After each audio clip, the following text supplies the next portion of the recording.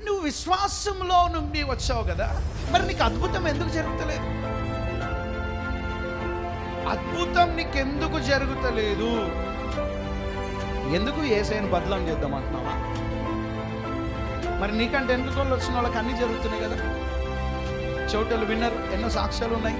మూగోళ్ళు మాట్లాడారు, గుడ్డోళ్ళు చూసారు, అన్ని విధాలుగా బాగా అయిపోయారు. మరి నీకెందుకు జరుగుతలేదు?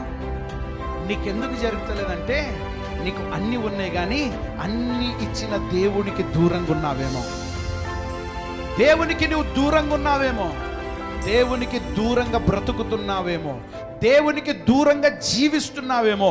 ఒక్క పాయింట్ ఆలోచన చేయి, ఒక్క పాయింట్ ఆలోచన చేయి.